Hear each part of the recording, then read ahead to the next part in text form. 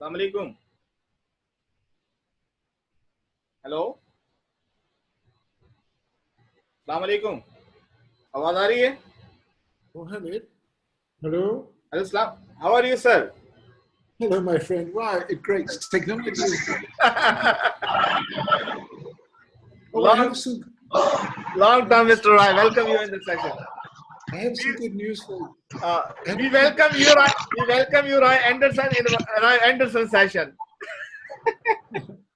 I have some.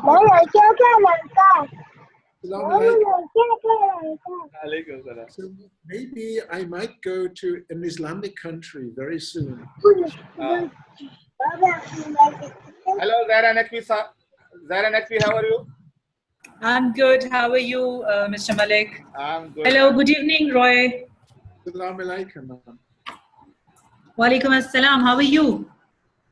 I'm very excited because I might go to an Islamic country.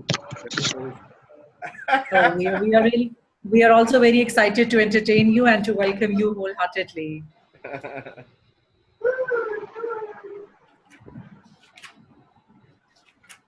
Roy Andersen, Zahra Nakvi is our president, Islamabad chapter, and she is a very talented lady, alhamdulillah. And she is by profession English trainer, English language trainer, and motivational speaker. And she is one of the known personality in Pakistani education field. Oh, thank you very much. This is too much, Mr. Malik. Thank you very much, by the way. Thank you very much. So, Roy Andersen, how was your trip of India and Nepal? Would you like to share? Because some people are joining, and we are not going to officially start after 5-10 minutes. We will start officially your meeting, but just you can share your views. Well, you know, I went to Nepal the very end of January, and I found the people extremely kind and very happy. It's a very, very poor country, and they need a lot of help. I spent time, a lot of charity work in Kathmandu, and then I went to the west and then to the south, working in orphanages and then teacher training, colleges, and motivating students. They were really, really nice people, very, very, and very respectful, which is a big thing in English education. And then I wanted to really reach very remote communities. So I went trekking in the Himalayas, way over mountains and down and up and down. Yeah. And there I met communities that really hadn't seen tourists. And they were very, very poor. I mean, in England, we talk about poverty, but we have no idea. These people are desperate. And so there, I met, of course, a very big problem there is that many parents have never been educated. Therefore, they don't understand why the children here. They need them. So I met children who of different ages who've never been to school and probably not been able because of the mindset of health.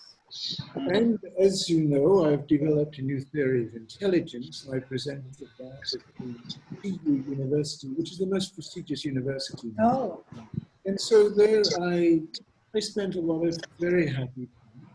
And then well, what happened was that, of course, we need to improve the reasoning skills of children and help parents to do this. And I thought there was an Indian company that could do that by the eggs that they would produce. So I went to India, and really the company wasn't good, and I got away from them very, very soon. But then I found very kind people here, very sincere people, and now I'm helping in all different aspects, as I did in Nepal. And I may go to Kashmir soon, I hope. We'll see what happens.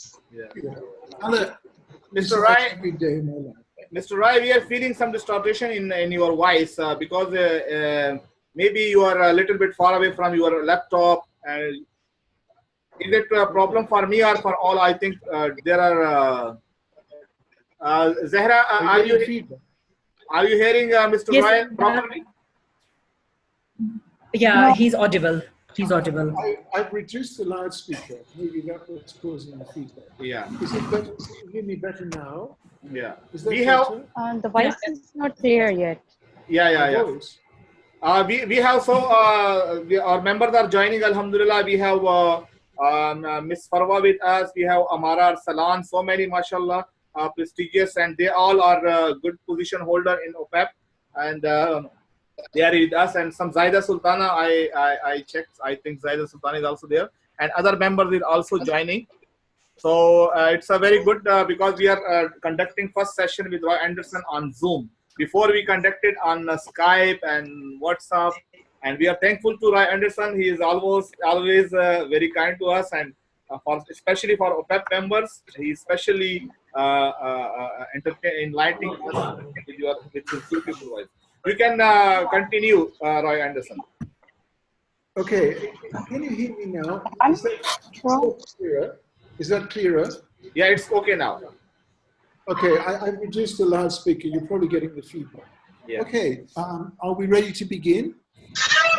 Yeah, you can start because now the time is 5:36 over here, and I think in Pakistan it's 7:36 will be there, I think. Yeah. So let me introduce myself. My name, of course, is Roy Andersen. And really, my quest to understand education began when I was in school. I didn't really understand what was happening. I was bullied and I was insecure and shy, but I didn't have the confidence to ask the teacher if I didn't understand what was happening, because then the children would know that I didn't understand. Because this is a very big problem. I can't hear And you. when I was 17, they said I wasn't clever enough. Please, all the participants off the mute I failed English, arithmetic, history, geography. I failed everything. I was illiterate. Mr. And I went Andersen, out into the wide world and Andersen, I had some can I? experiences that taught me if I had to do something, I could. So at the age of 20, and not knowing what a fraction was, I went back to school.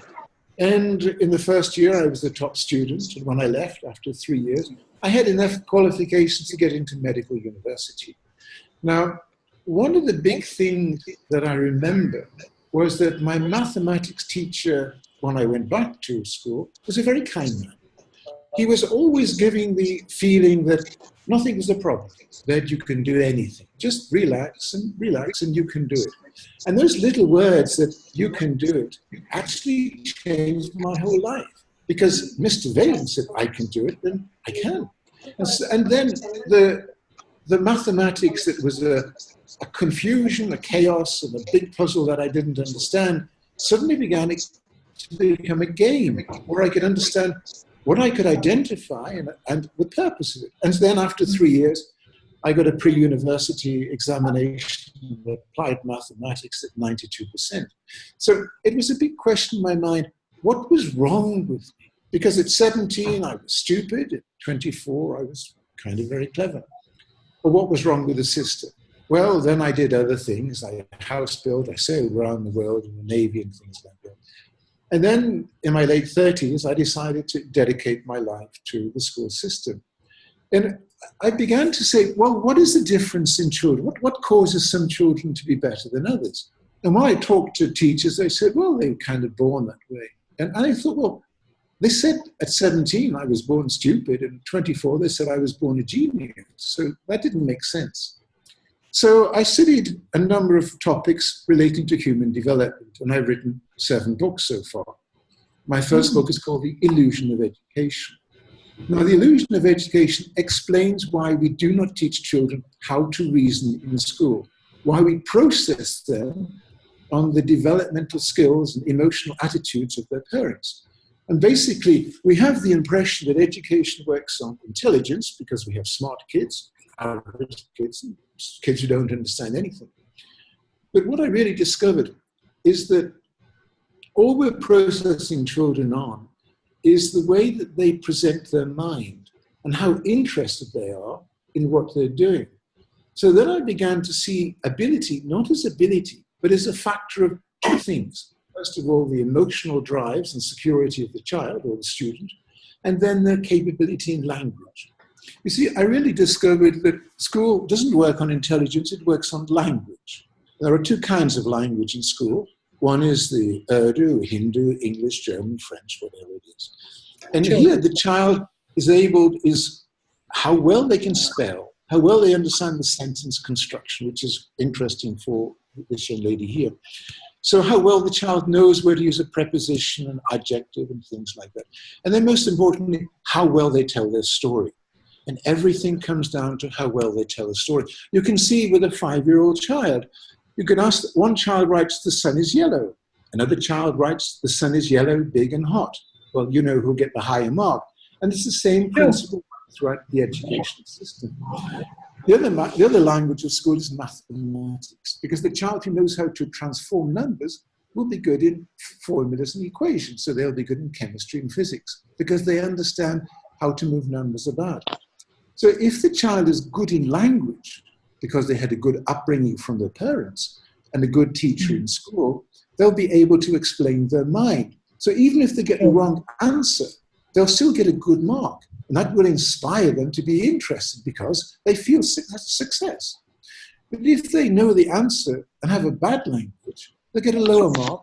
And then they'll think, well, I'm not so good at this, so my mind will drift into more exciting things, game playing, whatever it is. And this is a very, very important factor that we need to develop. Now, we hear that the Finnish school, or schools in Finland, are the best in the world. But, you know, we did a lot of research. I lived in Denmark for 10 years. We did a lot of research about this. We found out that teachers in Finland, Denmark, and Sweden and Norway are not trained any differently. Yeah. The school operates in the same way. And really, there's no discernible difference in Finnish schools and Norwegian schools or Danish schools. The big difference is that in Finland, when a mother has a baby, she immediately receives a big box from the government of books, how to read stories and stories to read. So the Finnish mother, the infant, 6 months or something like that, is already reading stories to her child. Whereas in the other Scandinavian countries, that doesn't happen. In Sweden, Norway, and Denmark, they get no books from the government.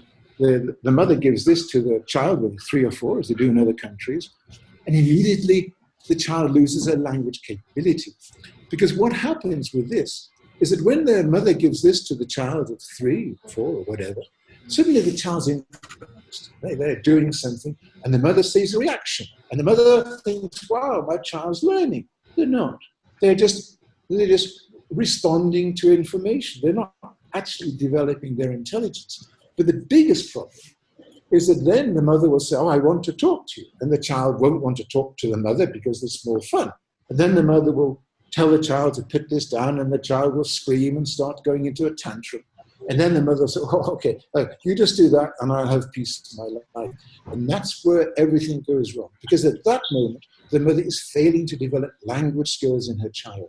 The big thing here is that Finnish education is so successful because the mother raises high language skills in the child before school. And that's why Finnish education is better than anywhere else in the world, because of this quality of language. And so we find out that this role of the parent is decisive. We tend to judge a school on the value of the teacher, but actually it's the value of the parents, by the way the parents prepare their child for school and how they guide them through it. You know, you can say that approximately, say kind of an average, like 20% of parents know exactly or have a good idea how to raise their children. The other 80% kind of really don't. We can say that it's arbitrary, but we'll say that 20% have been to university or higher education. And they know that they can't trust the teacher because they know the teacher doesn't have time to teach their child. 30 or 40 children in 45 minutes. All the teacher can do is to give out information and kind of scan the response they get. The key is how the mother develops language skills in their child. So parents who've been to university tend to realize the need to tell stories, take their children on adventures and explain to them what is this, what, when, how, and why. Now, we tend to think that Jewish people are the most intelligent in the world. because many scientists, artists, filmmakers, Steven Spielberg, whatever, are Jewish. So there is an idea that the Jews inherit a certain type of a gene.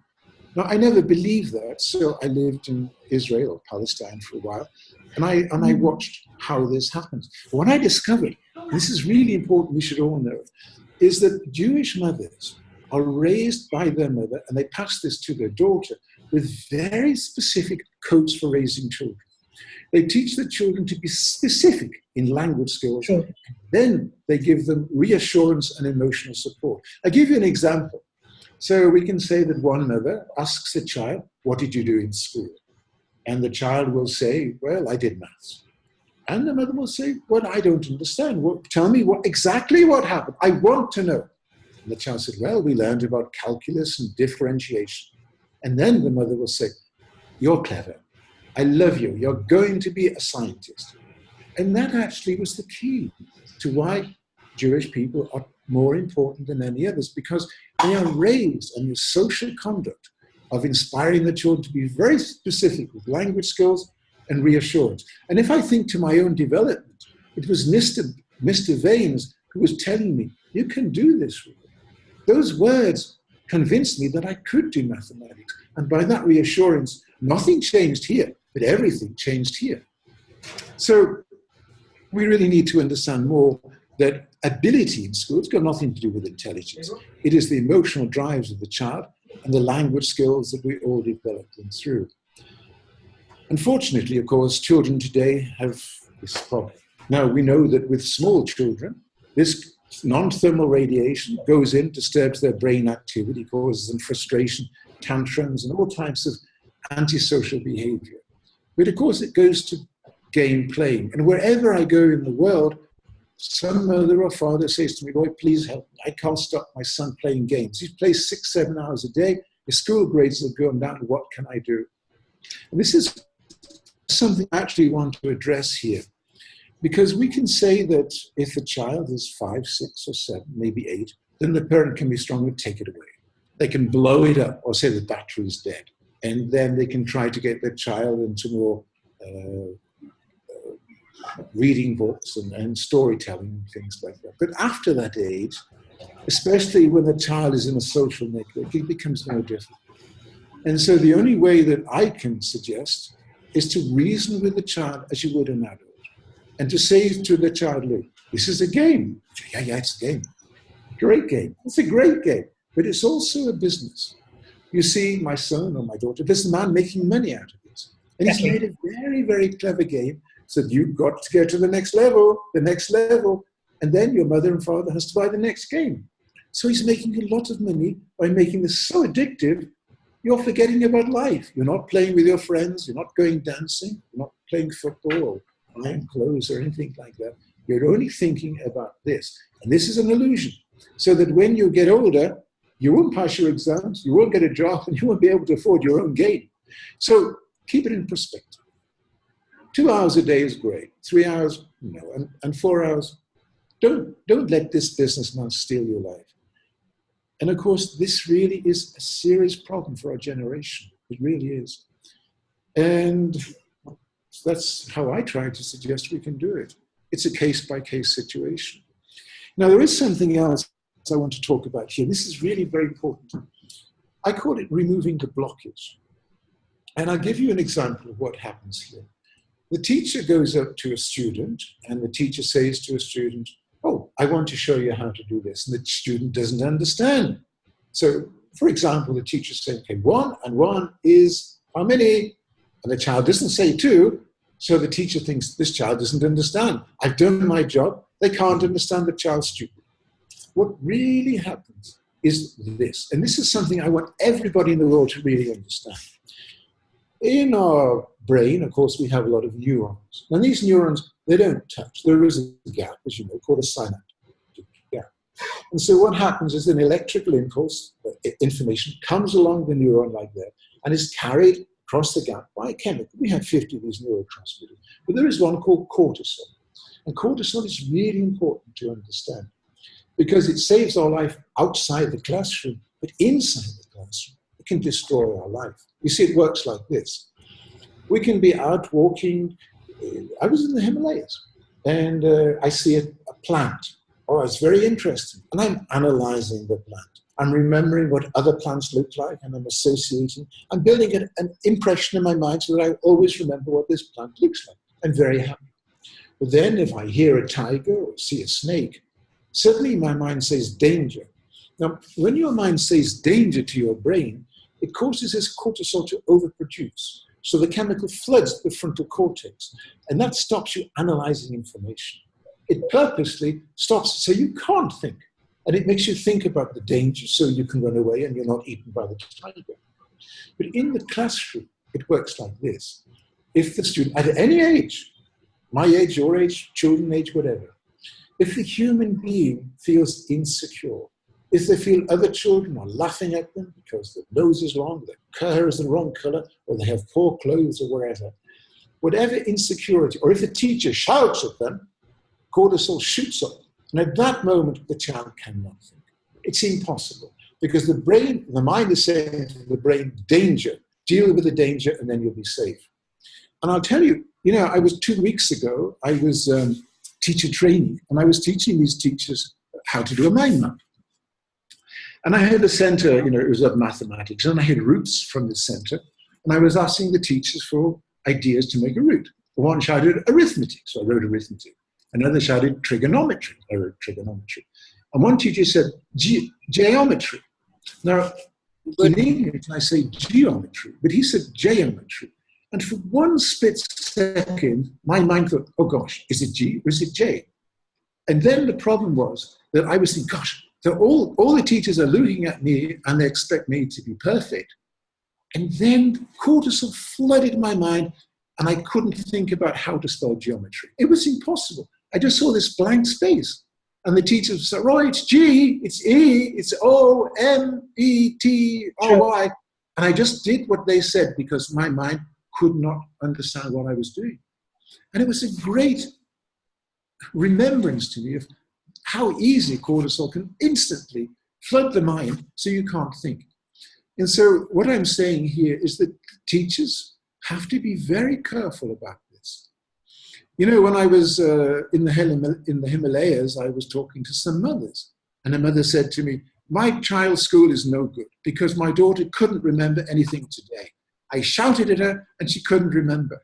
And I said to her, well, she couldn't remember because you shouted at her and that caused the cortisol to flood in her mind, so she couldn't remember anything. And so what I say to teachers is, if you feel your student can't understand you, then back away. Immediately withdraw and give a reassurance to the child and say, oh, that's great, no problem, you're doing good. And later on, find a space and a time where you can bring the student over and say, by the way, I want to explain this to you. And then they'll understand very easily. And this is a big thing I try to explain to educators. Anyway, in The Illusion of Education, the first book, I go right to the 19th century, and I explain that in Europe, there was a huge social revolution. In 1848, every single country, except England for a particular reason, revolted. All the kings and queens left their country. They ran to England. A couple of months later, or weeks later, they returned with soldiers and they killed thousands of people. On the 30th of June, 3,000 people were dragged out of their homes and killed in the streets. It was a great suppression. And from 1848 up until 1914, the whole of Europe was a netbag of spies and informers where the whole establishment tried to maintain its social prominence. Now, at that time, in 1869, a man called Francis Galton produced a book. And I believe that this book was the basis of why we believe children are born differently. And I did a lot of research about that. And I explained the practical way that the establishment created a consciousness within our civilization to believe that you're only as good as your parents. Now, then I wrote my second book, The Hidden Secrets of Intelligence, which really goes back 300 years to understand why we think intelligence is inherited. And I discovered so many lies, fraud, deceits at the highest levels of psychology to convince society that a child is born with a quality of intelligence. Now, I study genetics enough to know that it's impossible to ever know what genes you inherit determines intelligence. A geneticist will tell you you cannot go from the population to the individual level because the environment of the individual is too unique. So this idea of the nature at all is just fraudulent. You can't measure human intelligence. Then I studied neurology to understand how the networks of the brain form. And as I just gave you an indication.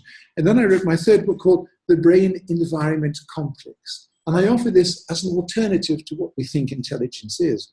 Because whenever we use the word intelligence, we kind of think something must be born. And so I studied what we actually do inherit that enables us to have intelligence. You see, I don't have intelligence, and neither do you. Intelligence is only a word that we've created to try to understand the apparent differences between any two people. And obviously that's for a political purpose within society. The better job, the more influence in society. And it's all very political, it's educationism, I'm sure you understand that. But really, it all comes down to sensitivity. You see, whenever a child writes something, their brain goes through three phases. There is what we call I call the interrogation phase. They read, they hear. And this depends on how happy and purposeful and how relevant they find the information. So if the teacher, the parent inspires them that this is really exciting, then they'll notice the small details in the words and the letters and the sentences, and all this will go very neatly into their memory bank. So they'll understand, they'll make a very good connection, which they can then relate to if they're asked a question. But if the child is bored and disinterested, as most are, they are kind of reading things and information is going in kind of loose and vague, so they're not making any clear contact, and therefore they can't relate to that information if they're asked a question. They get stuck, they can't find the link. And then, of course, it's how they present their mind. And as I've explained to you, storytelling is the key to develop that. Because when a child is introduced to stories by the parents and by the teachers, and I always begin every lesson with a story, then stories increase their vocabulary. It helps the student to relate to scenarios differently. So they understand how to answer a question better, because they can see more depth to it. But also importantly, it gives them words and meanings and their own variation of scenarios to present the same information in different ways to different people. This is why language is the root of root of school performance. And so this fourth book I call Mediation. And because most of you are Muslims, you'll be interested that I put a lady on the front of the book. And it was very sad for me that in America, there is a 1923, America has many, many problems with racial prejudice. There are a lot of white people who think black people are not born as clever as they are, which of course is total rubbish. But there was a college called Wiley College, and in 1923, they produced a group of academics who went into a great conversation with some white people from, I think it was Harvard University. It was called The Great Debate. They made a movie about it, Denzel Washington did it. And these black people actually won the conversation. And of course, it wasn't publicized because the white people didn't want to talk about it. But I wrote to Wiley College and said, could I please have a photograph for the great debaters? And they sent me one. Now, I happened to put this photograph inside the book with a Muslim lady in the front. And the Christian college wouldn't read the book because I put a Muslim lady on the front of the book. And this brings another point. We've got to get rid of these barriers by culture and religion. We've got to think of the human child developing in a global world. And so that brings me to my fifth book called Preparing a New World Education. You see, the biggest problem we've got right now is that institutions, universities, schools, high schools, primary schools, nursery schools are only competing against each other. They're each fighting for recognition so that they'll get better prominence, more leverage in society, and more funding and more money. And so they tune their students to get better marks in examinations. So they drill them to answer examination questions, and they drill them to remember things. But they don't teach them how to remember. They don't teach them how to understand what they do. They're just teaching them to pass the exams. Now, this idea we have of school is really the same throughout the whole world. Every country has its own religious, cultural, political design, but the way that the school works is the same. The teacher gives information, the child responds, the teacher marks. The teacher moves from grade to grade to grade, lesson to lesson, week to week. The child is processed. Now, this design of school goes back to the industrial era when school really came about. And its purpose was simply to produce two kinds of citizens, either the manager or the managed. Now, the managed, the general citizen worker, was never desired to think too much. Nobody ever wanted the general citizen to think. They were to be compliant to the design of the managers. And so children were not taught how to reason and how to think. And that's why we still don't teach our kids how to reason now. We play along with the idea of critical thinking, but that's a political farce. We'll ask them a question in history. Do you think this happened or do you think that's happened? And we call that critical thinking. That doesn't change the way the child sees the world or interacts with it as a whole. So we really need to start teaching children how to reason at the age of, as soon as they enter school. We need a syllabus of that. You know, there was a man called Binizet in the 1930s in America. He was a school superintendent. And he thought that he was watching children learning arithmetic or mathematics. And these were just learning rote, 2 times 2 is 4, 3 times 3 is 9, things like that. And he thought, I want to see what happens if I teach these children how to reason.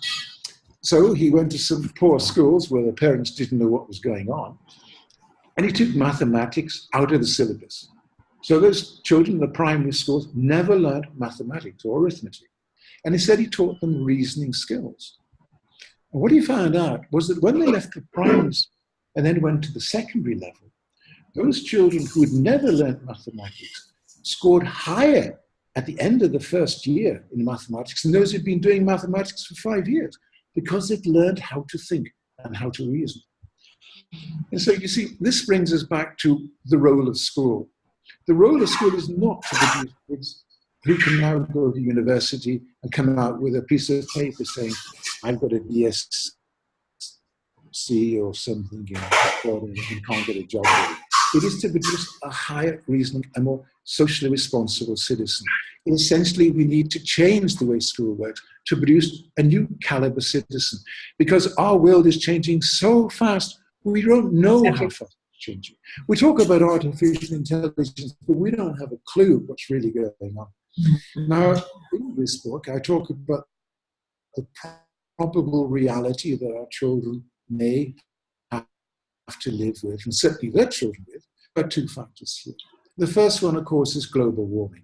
Global warming is a reality. In the next 60 or 70 years, it's predicted that London, New York can be underwater. The Calcutta Delta can be flooded in 3 weeks. So we're not talking about groups of people moving. We're talking about millions of people having to move because of rising water levels. Some countries will be completely flooded.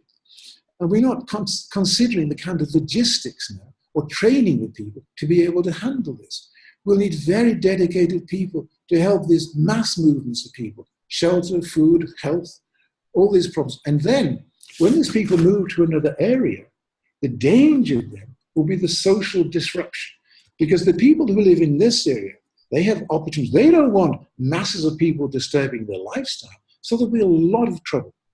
Now, at the same time, I talk about nanotechnology, and very few people really know what this means.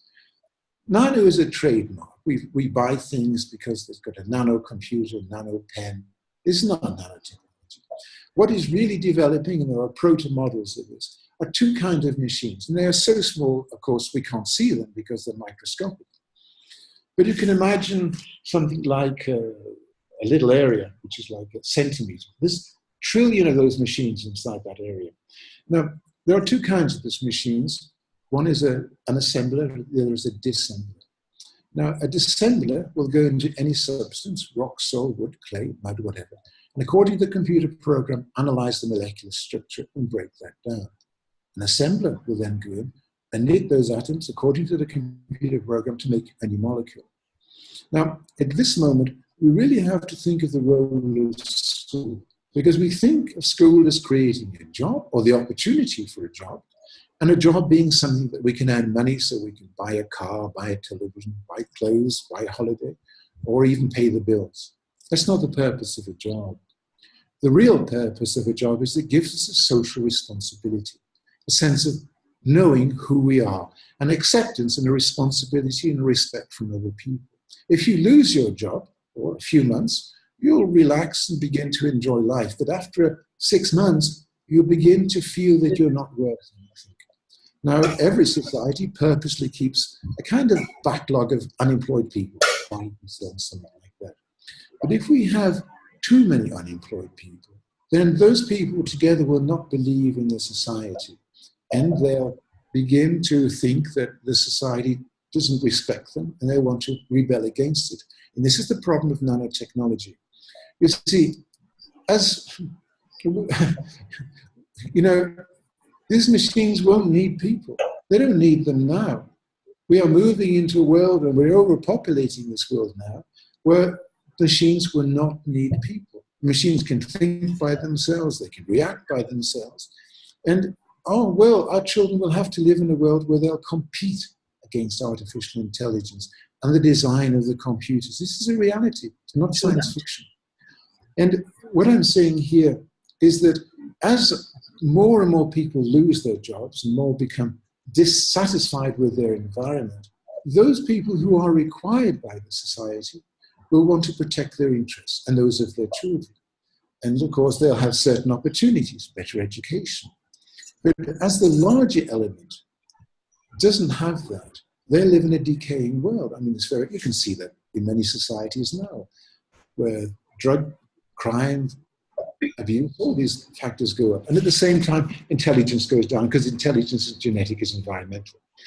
Then the key here is to understand that in some time in the future, our global societies may end up with a situation where we have people who are required by the society for enable to function will protect their interests and themselves from other people's by some kind of electronic physical barriers. And of course, in some countries, that really exists right now.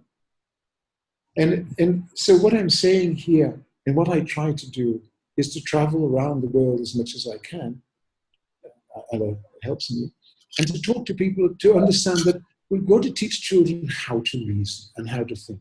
Not just so they get better marks, which they will do, but because we have to produce a citizen who has an adaptable intelligence and can reason better. And by the same meaning, will have higher moral and ethic values. So they will help each other more rather than being insecure and fearing each other.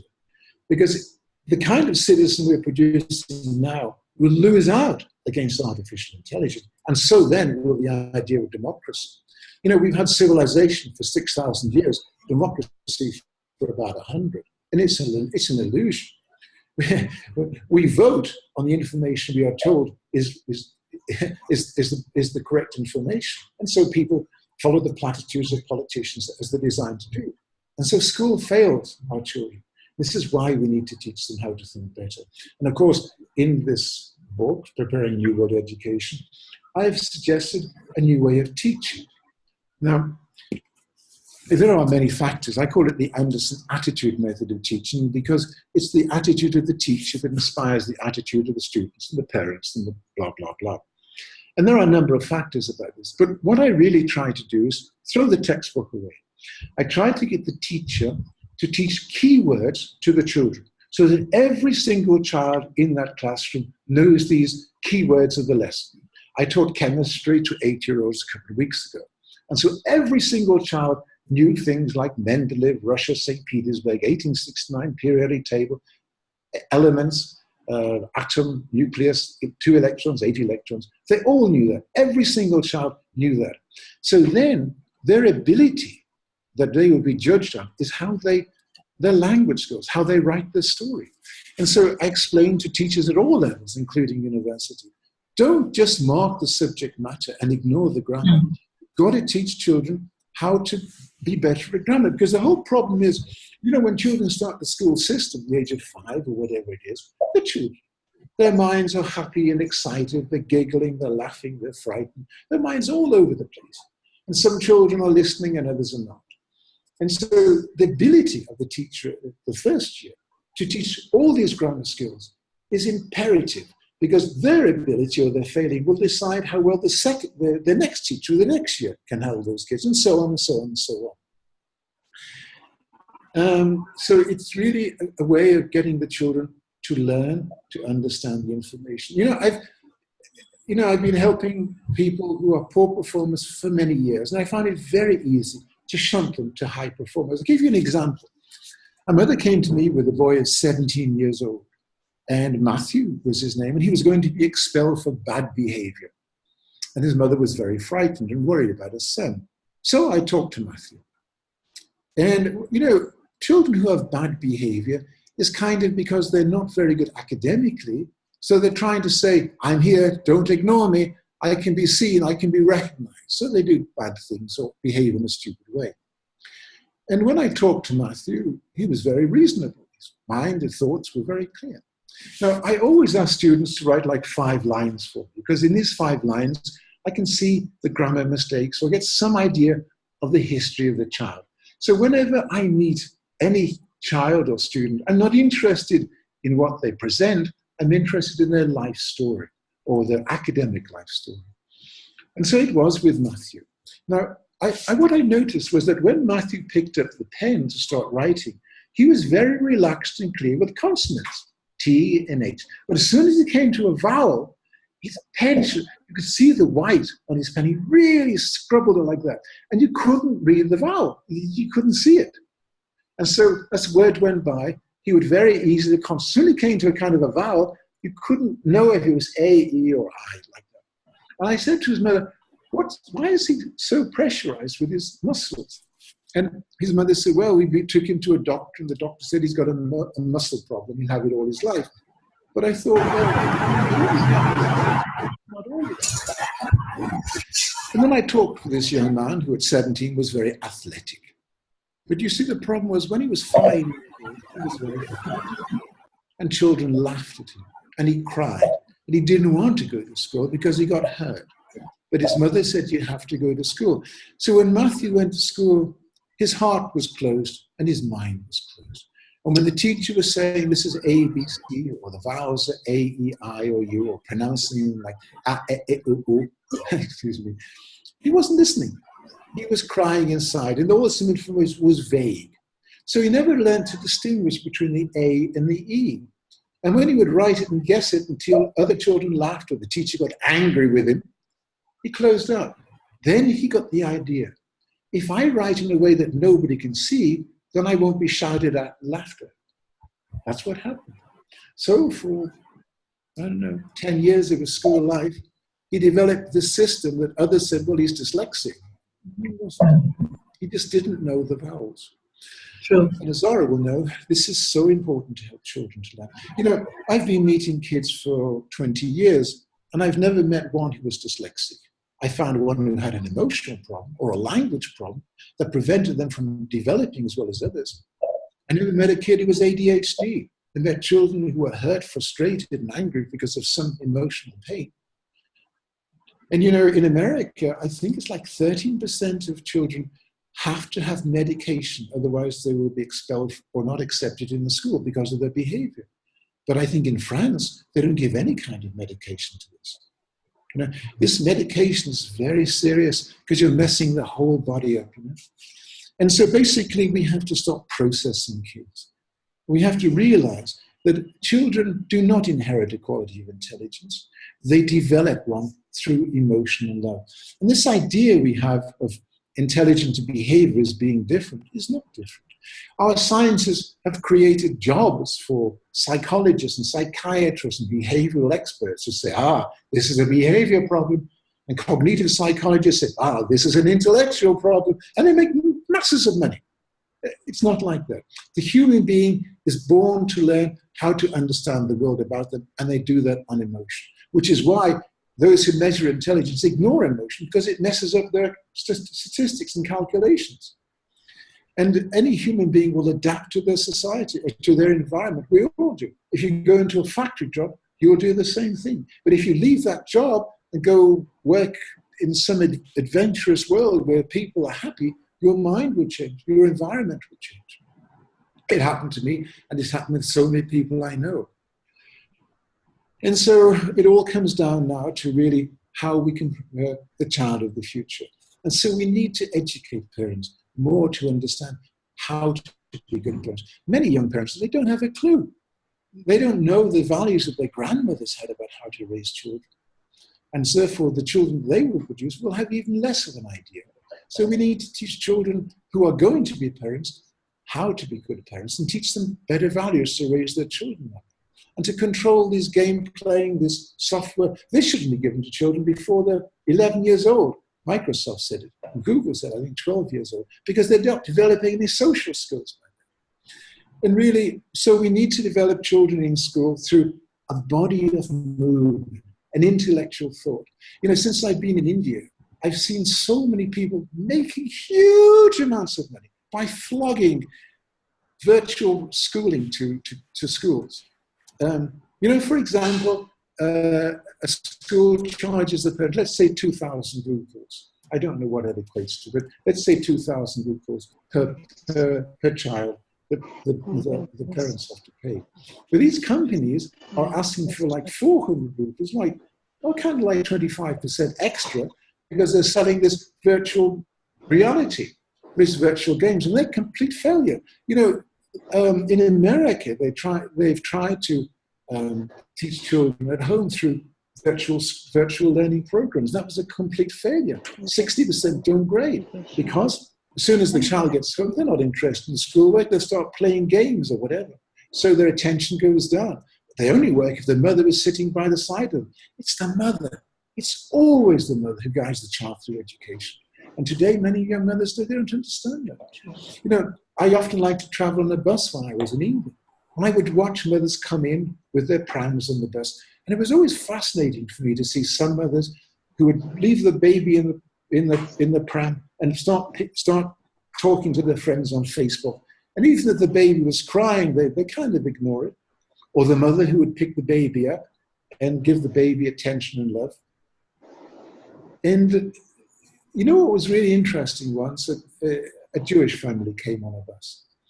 And this was amazing for me, because the father picked up his small son, and he actually was lifting the child up and down so the child could see and couldn't see. But you know, he was humming a melody. Now, we only hum a melody to send our children to sleep. But this man was using a melody to inspire confidence, calmness, and stability in the mind of his child. These people have learned a way of developing intelligence that we need to learn from them. The whole world could do that. So where are we going now? So, you know, when I've been here in Nepal and in India, I meet people, teachers who are kind and good, but also teachers who shout.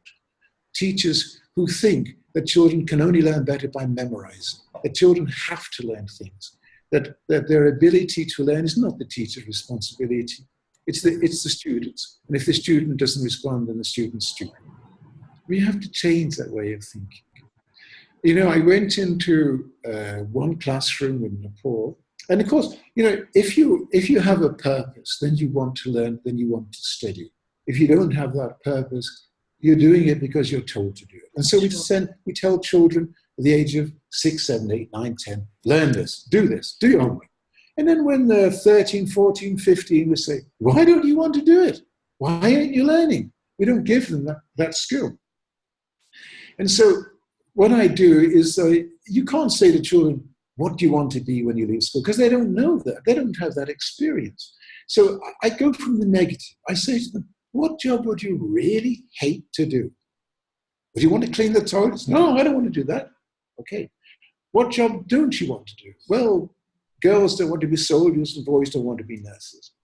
So what are you interested in? Well, I'm interested in animals or people or computers or engines. And then the teacher can kind of suggest a role, a purpose, a job, astronaut, doctor, whatever. It doesn't matter if the child changes, but they've got a purpose to want to do their homework. And so when I went into this class, 15-year-old children, I said, what do you want to do? I don't know. What do you want to do? I don't know. What do you want to do? I don't know. All the row didn't know what they wanted to do. And at the back, one girl said, I want to be a doctor. Now I knew that this was one student who was really going to do the best for her presentation. because he had a purpose.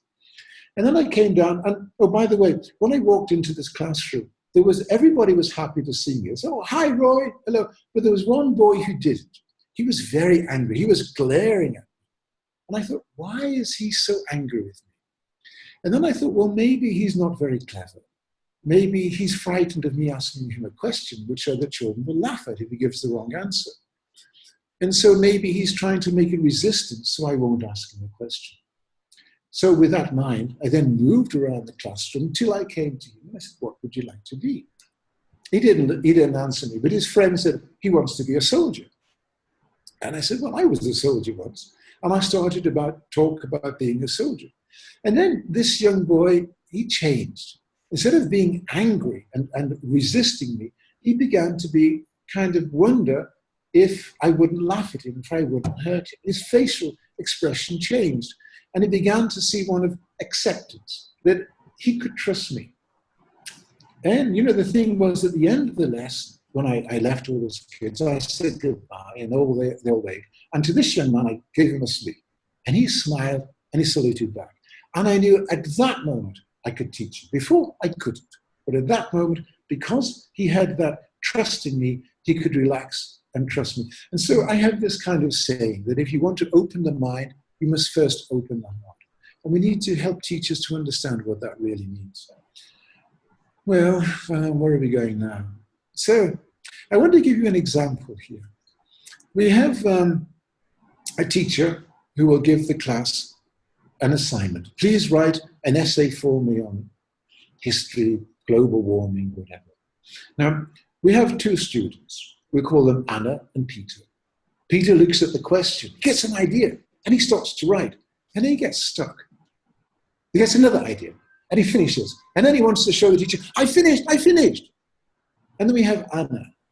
Now, you see, Anna looks at the question, and she says to herself, what is this question really asking me to do?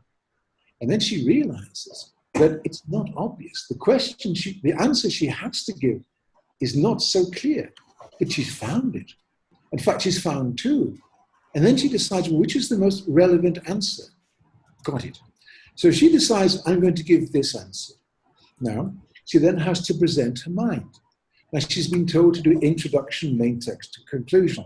By the way, I went into a class 2 weeks ago, and I asked the students to write this essay for me. I explained introduction, 2 lines, main text, 8 lines, conclusion, 2 lines. About 2% of those 16-year-olds had any idea what an introduction really meant. The others didn't know. So anyway, so Anna would think about what she's going to write, and she would think of sub-goals, go from here to here to here to here. And she would write some ideas down to give her a clear direction. Now she begins to write essay. She writes 1 paragraph. She stops, she checks. She thinks, oh, that's the wrong word, and I can change that word. She writes the next paragraph and checks the next paragraph. And then when she's finished the whole essay, Anna does not give this to the teacher. She goes over the whole thing, looking for one little thing that she can add to get that better mark. And then she gives the paper to the teacher. Peter never understood why he'd never got top marks. He doesn't know why Anna got the top mark. He thinks she was just born clever.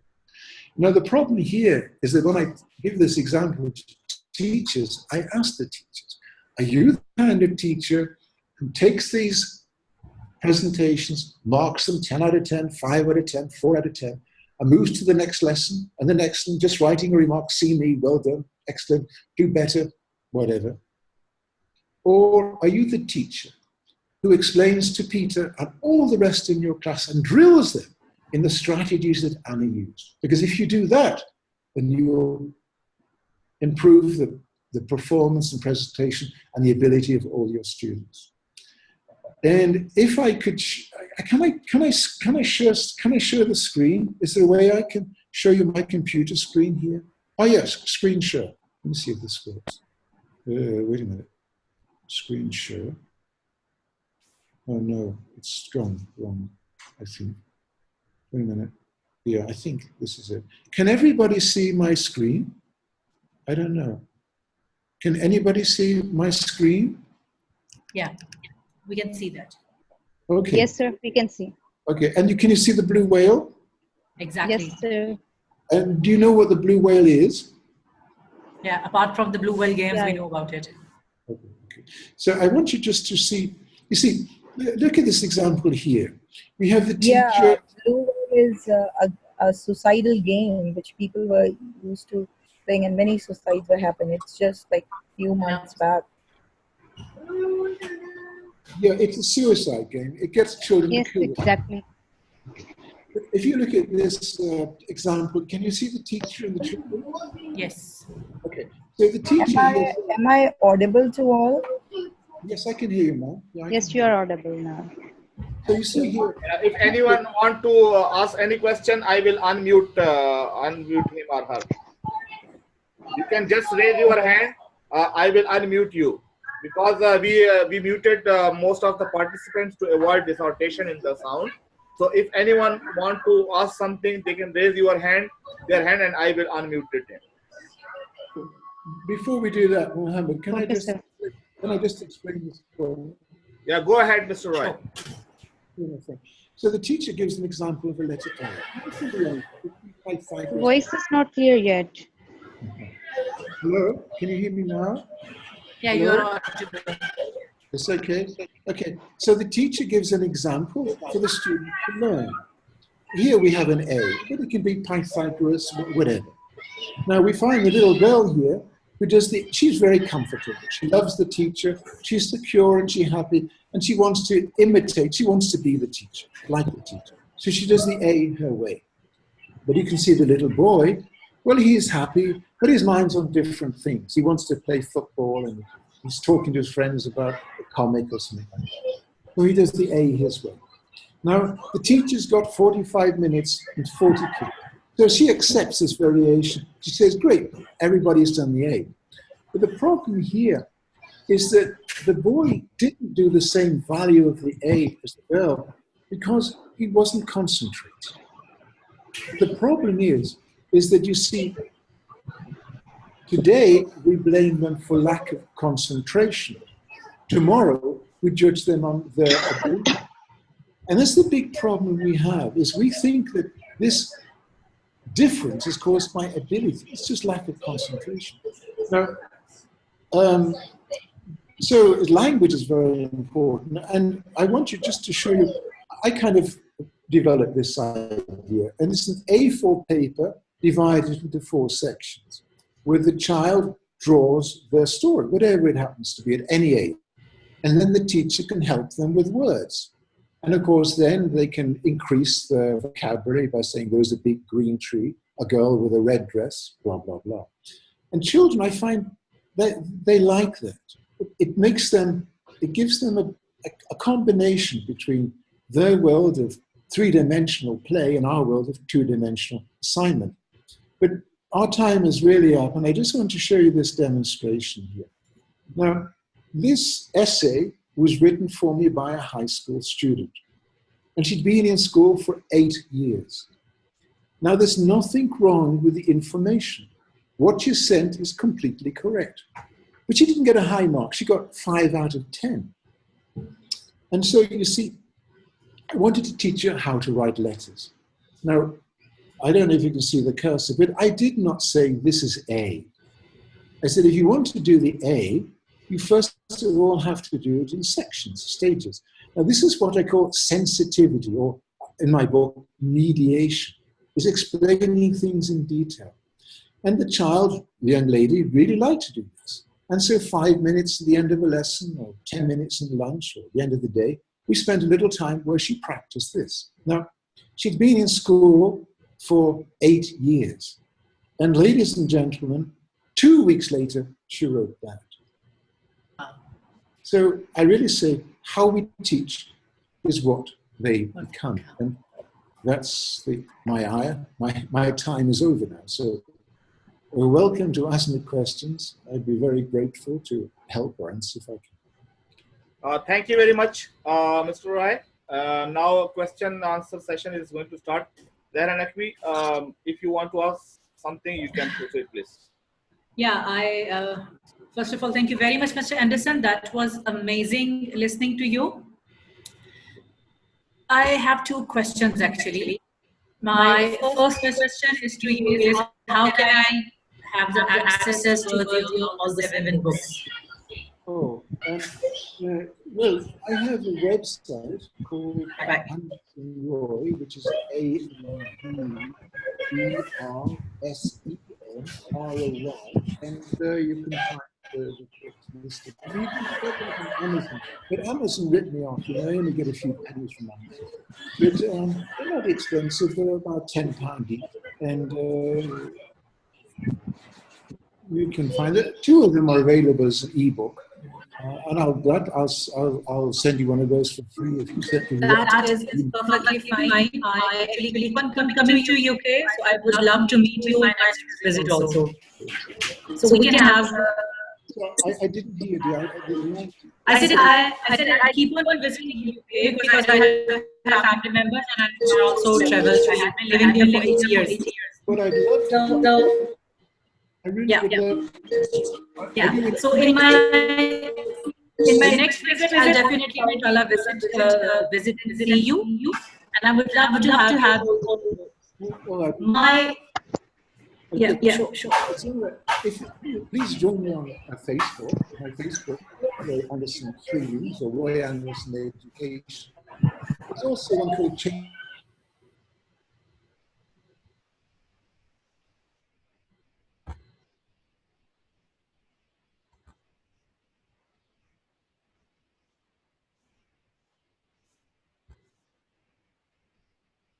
Oh, I truly apologize. There is distortion. I am absolutely unable to hear you, Mr. Andersen.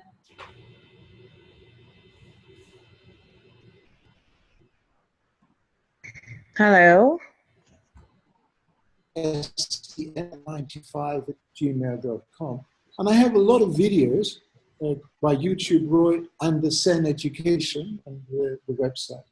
And, you know, I devote my life to helping children, and I'd love to meet anybody who is interested in this.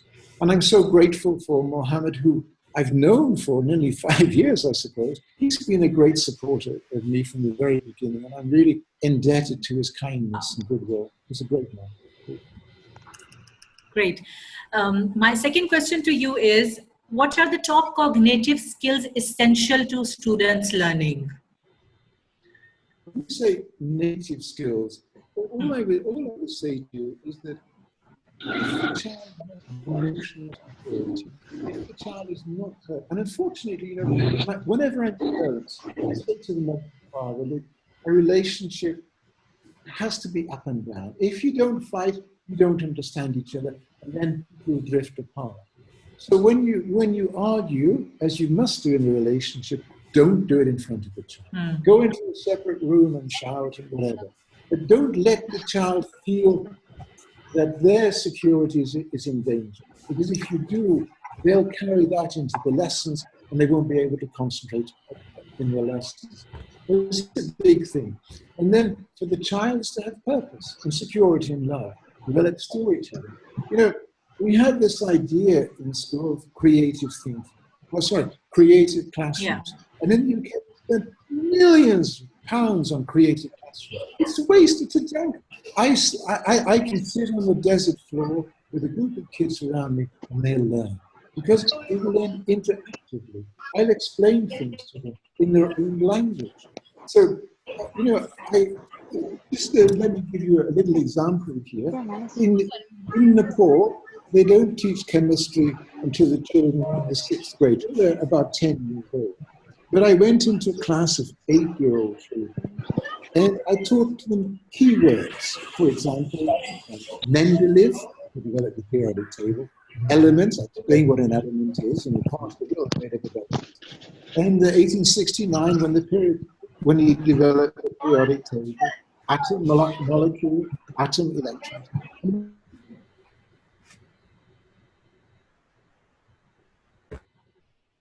The difference in their ability was then in their language skills. So we have to encourage parents to tell stories more. And of course, many parents don't have the same grammar skills as we hope their children have. So we need to get teachers to help their children understand basic grammar. Sometimes we don't teach grammar. We even remove it from the syllabus. And because we thought, well, it's too difficult for kids to learn. But then we fail our children, because the way that they can express their mind is what we evaluate them on. So we need to teach. Question, sir. Yes, ma'am. Yes, sir. There are many students, as I am a teacher, who are unwilling to learn even, and they have very short span of concentration. So what tactics we should apply to catch their attention and to keep them encouraged and towards learning? Well, you know, memory or attention or concentration, it all comes down to emotional security. And the world in today's... I can't listen you, sir. So, you know, I give a lecture about the toxic world of our children. The child today their mind is distracted by so many problems that we really don't understand. And so their emotions are playing upside down with them. They don't know who they are.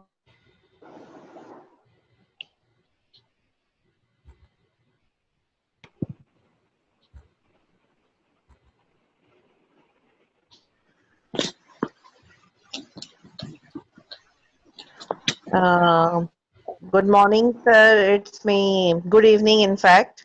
It's me, Imama. I'm also an educationist, and I also work on child behavior and as well as the teaching aspects. And I listen you, and we are very happy. If a child doesn't understand Pythagoras, I don't teach Pythagoras.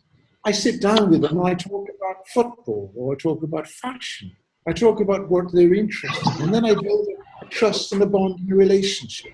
And then when I've got that, when they can laugh about school, then I teach them little key elements to develop their confidence, so they can then understand later development. So many children don't believe they can, so they give up. It's too complicated. They switch off. They need this belief in themselves that you can do it. Okay, sir. Sir, I want to ask a question. Please introduce yourself also before your question. Yeah, I'm Rabia. I'm also a teacher in a school. I want to ask a question. If a student is emotionally stressed, which cognitive skills are going to be harmed? What will he feel in the classroom?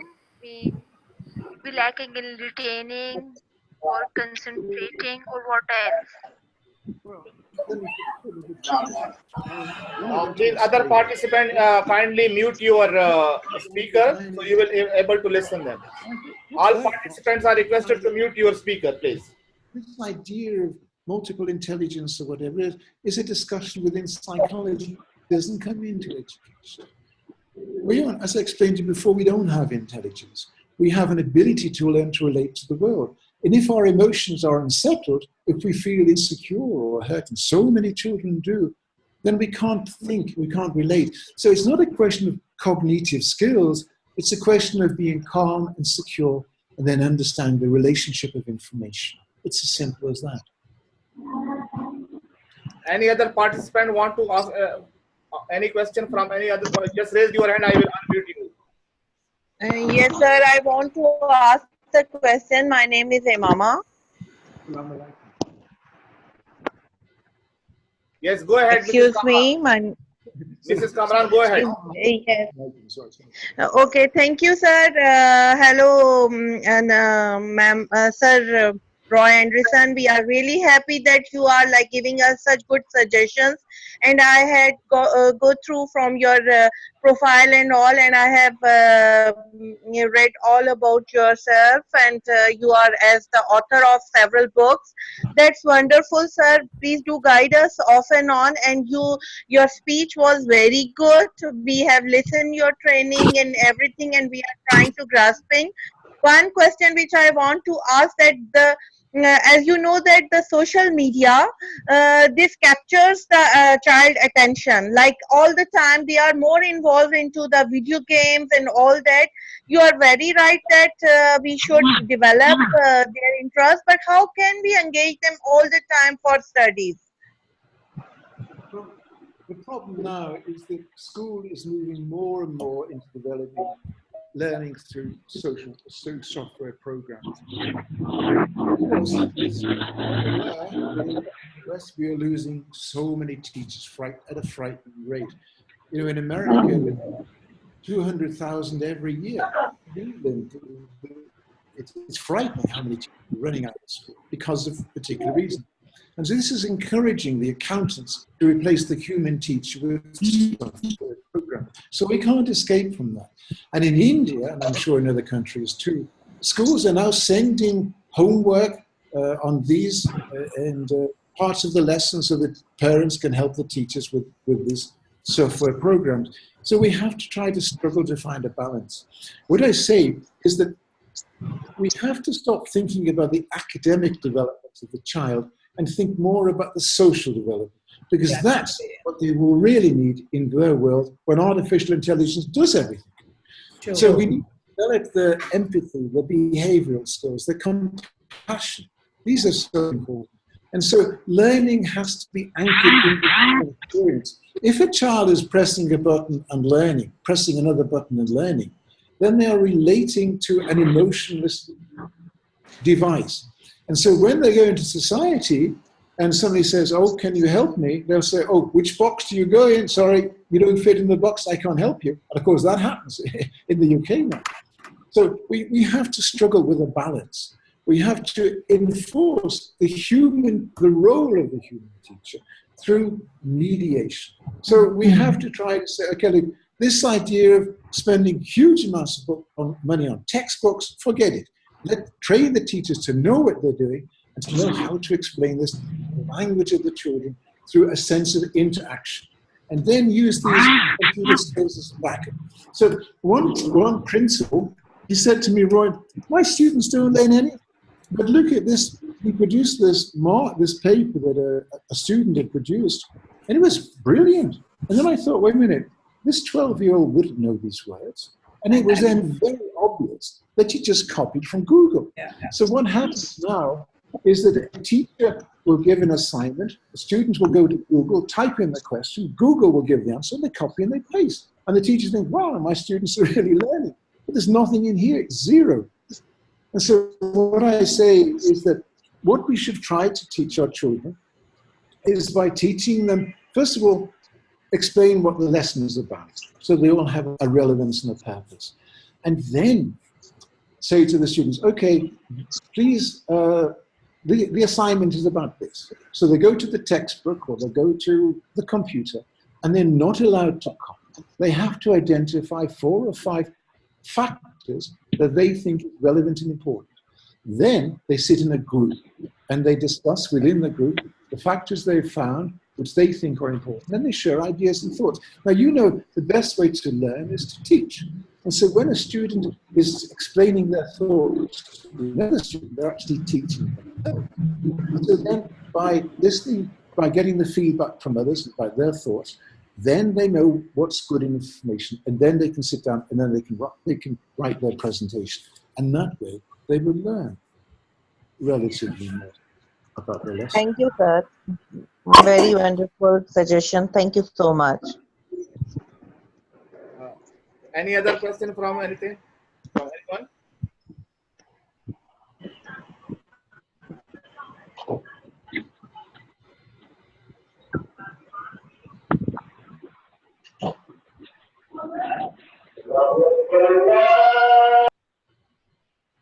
Okay, sir, I have one question because I think so many participants are there, but I think no question from anyone.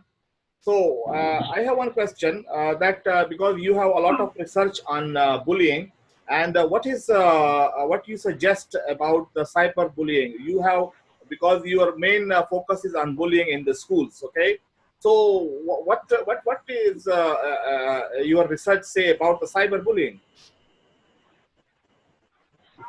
When I was in Nigeria, I explained to teachers about this role of bullying and called it. And then I explained to them that if we teach children what happened, the cortisol does.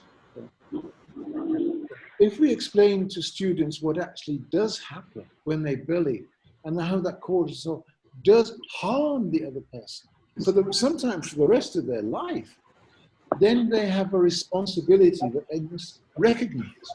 And therefore, so I reason, don't bully.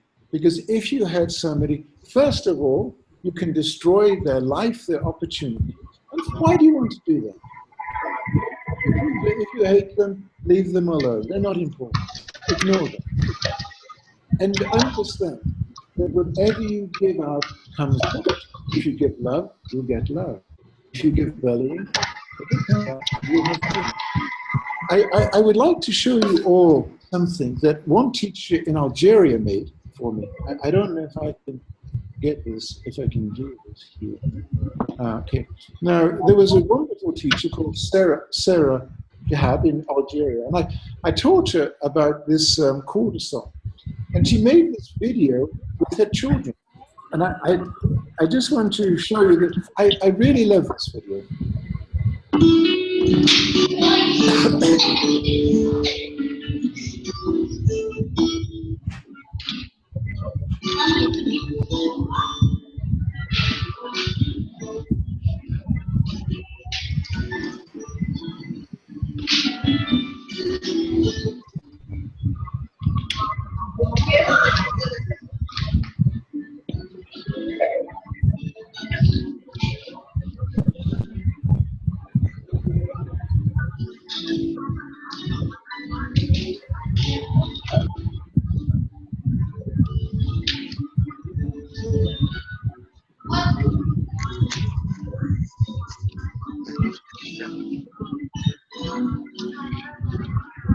There we are. I was so grateful to Sarah to making that video. And so you can see that those small children, they realize cortisol easily. So if they hurt each other, it's not just really causing pain to another child. And so it's this idea of teaching them what they're really doing, and that helps to reduce bullying.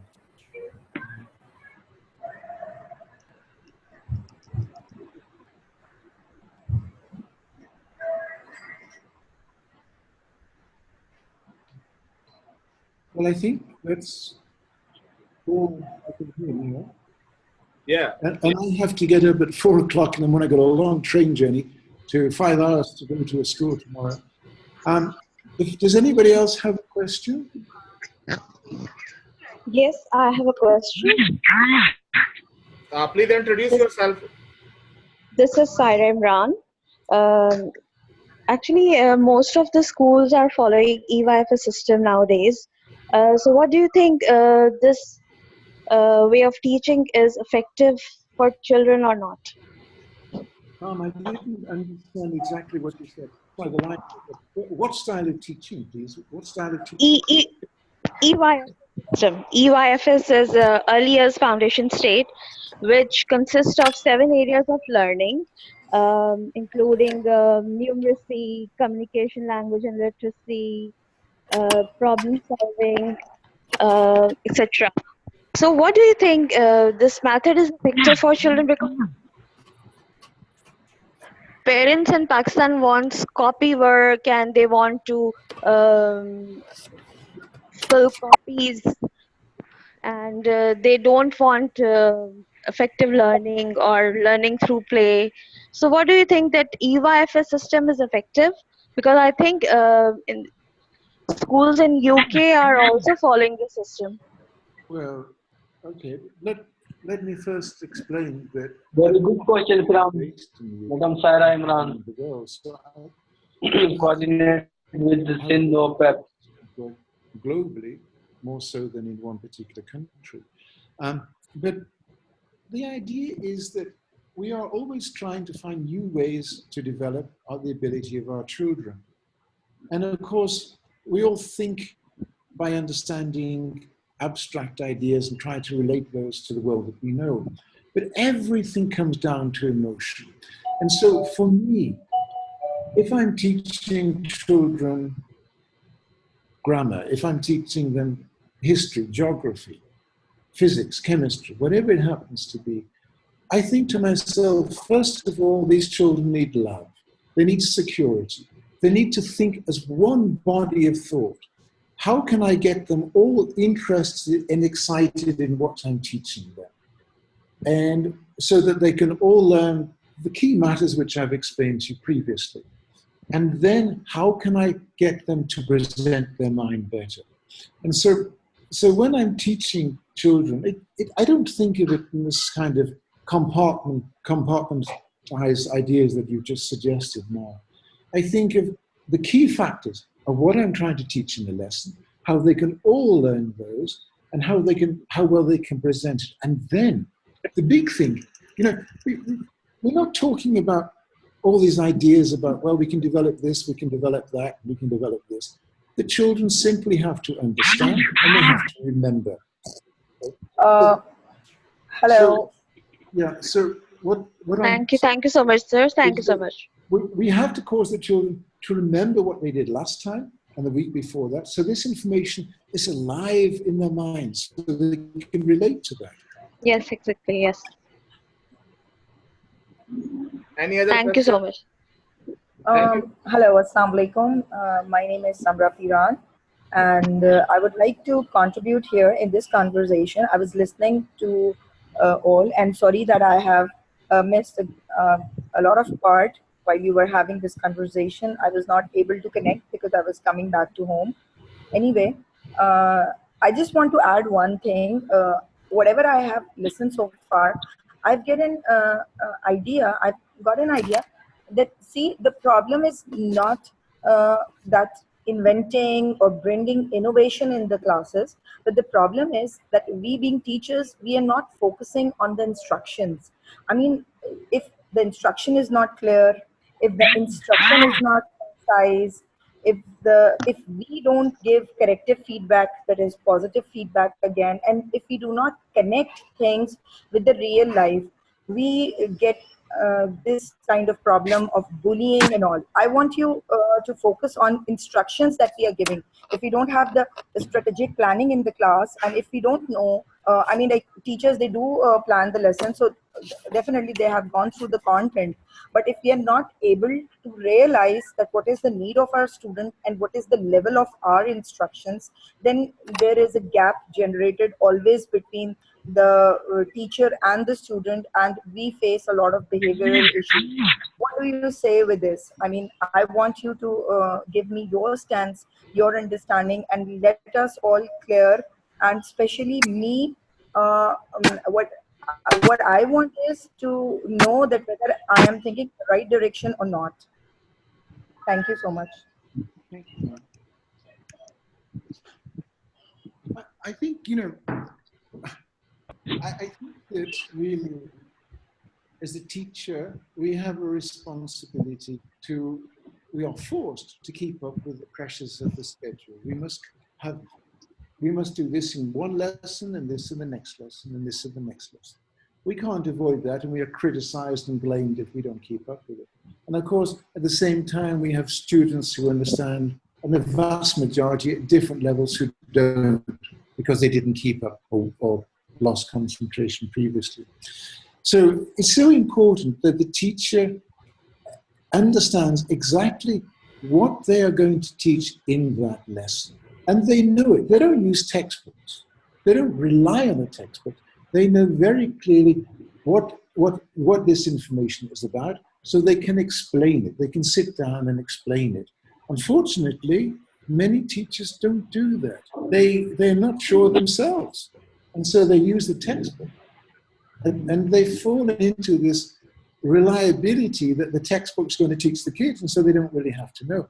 When I was in Denmark, it was very interesting that what we found out was that in theory, every teacher is supposed to be able to teach the whole syllabus, physics, maths, chemistry, whatever. But the thing is that they like to teach one subject. So one teacher will teach mathematics the next year, the next year, the next year. One teacher will like English. One teacher, Danish. Now, at the beginning of the year, the principal puts a large piece of paper down in the staff room, and the teachers can initial the subjects that they want to teach. I've never seen a group of people so frightened in case somebody else wrote their initial and the subject that they've been teaching the past 10 years, and they would have to learn to teach a different kind of subject. It was really interesting to see that.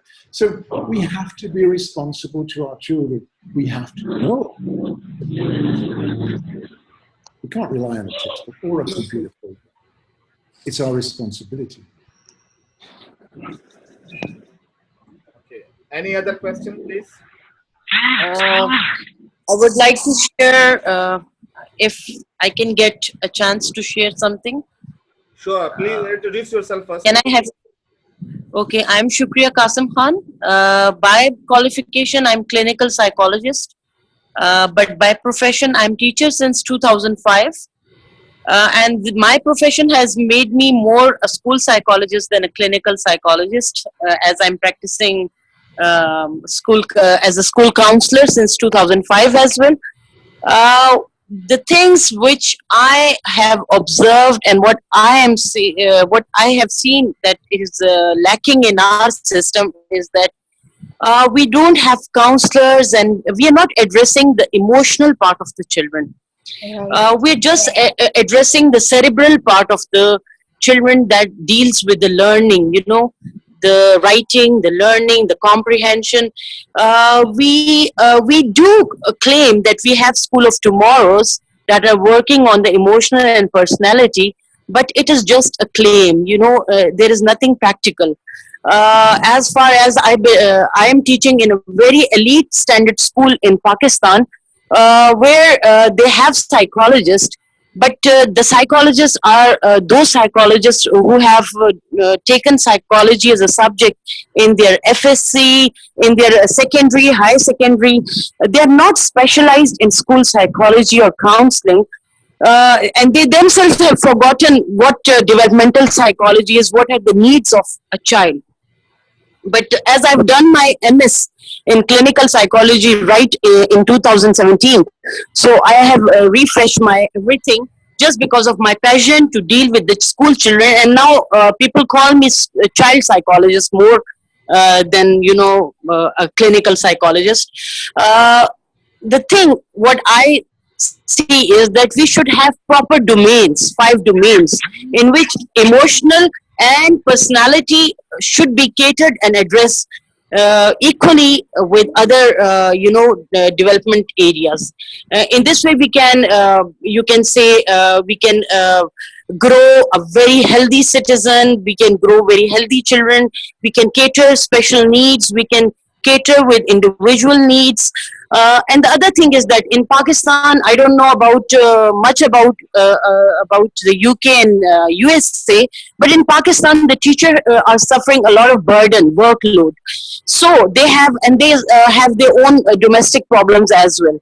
They also need counselors, because if they will not go for their self-analysis, if they will not come out of their depression, of their stresses, how can they will have a room or a space to understand the problems of their children, how they will deal an ADHD, how they will deal a child with a conduct disorder. So this is my personal experience. My colleague, she used to hit the children, but it was ignored by the head. But once I decided to take that teacher on account, and I started session with her, and I came to know that she is going through a severe stress of her domestic life. And then I started her therapy, and everything was okay. And then she was comfortable with children, and the children become comfortable. So I don't until and unless we address this field. And we include developmental psychology in teacher training program, we cannot expect that every teacher can be a good, can be addressing the child problems very well. We need proper teacher training in this regard. If we don't have psychologists, if we don't have school psychologists, if we don't have counselors, we should have a proper training for the teachers. And especially in this scenario, we have prevailing stresses.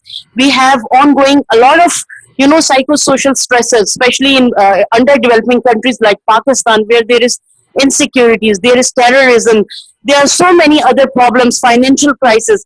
We need a lot to look for the mental well-being of the children, because otherwise we will lose the, you can say, healthy citizenship of our country. So we have to work a lot. In my master's MS, I selected a research area on school psychology, but unfortunately, I did not get any supervisor for myself. And I, with the help of Philadelphia University, Jennifer Monton, I conducted my research. I prepared my own manual, indigenous manual for the schools.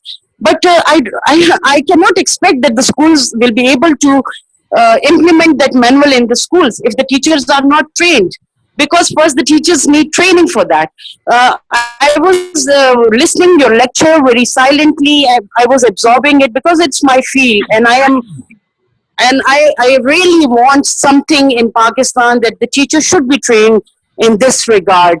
I don't say that every teacher should have qualification in psychology, but they should have at least primary and basics psychology studies to understand the psyche of the children, to understand their individual needs, how to cater their needs. Because in classroom we don't have children of same abilities. We have mixed ability children. We have children with variety of problems, with variety of, they are coming from variety of cultural backgrounds, from cultural different languages. Like, you can't imagine that how much problems and challenges a teacher can face in the school. And only, a wise teacher, the one who can understand emotions, who is emotionally intelligent, can bring out students with emotional intelligence. So we have to work on domains of emotion as well as with the cerebral part of the children. Thank you very much. And I will be needing your guidance, Roy Andersen, because I am very thirsty in this regard. Thank you very much.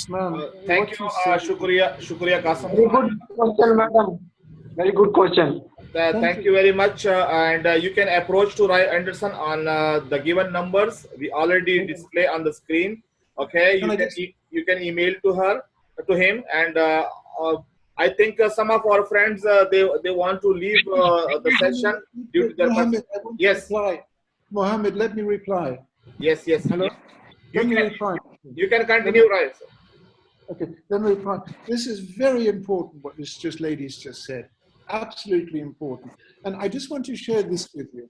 I have a friend, a very dear friend, who's a colored lady in America, and it's very difficult in America if you're colored. And she has a school for colored children. Now, it's a very rough school. About half of the fathers are in jail. A lot of the mothers are on drugs. So you kind of imagine the behavioral problems of the children, and therefore the stresses on the teachers. And she said to me, "Boy, what can I do? Because everything's out of order." And I said, "Listen, Gwen, begin with meditation. Begin every lesson where everybody's calm and quiet and just relaxed. And so try to get this calmness and peaceful together." Now, when I was in Nepal, I've never meditated, but I went on a meditation course, and it was amazing. This is called a Vipassana course.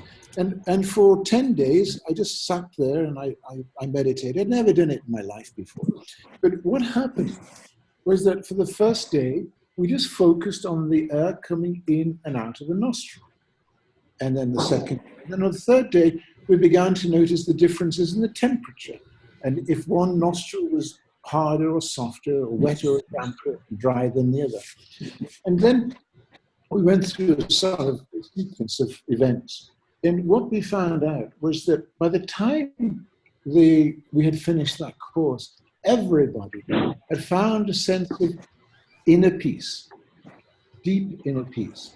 And we saw videos of criminals who had done that, and they had just burst into tears of that.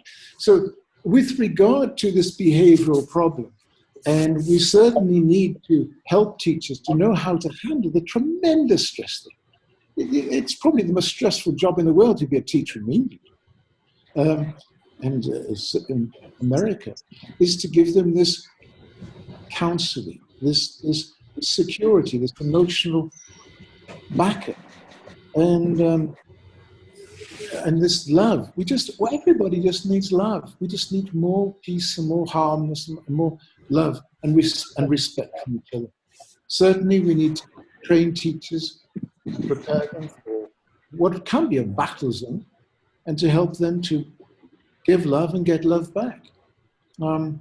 It's certainly a thing the state is absolutely right about. Yeah. Thank you very much, Roy Andersen. And if anyone want to ask question, otherwise we will conclude the session.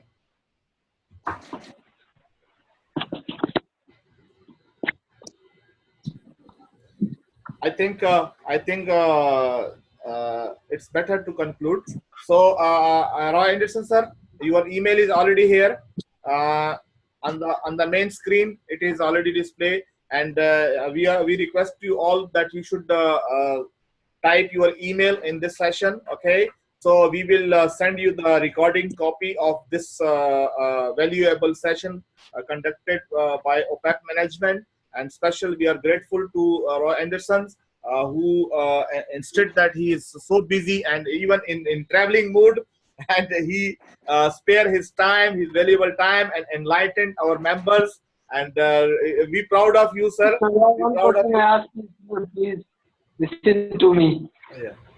So, inshallah, we hope we will learn from you a lot, and inshallah, your live session and your paid session also we will enjoy.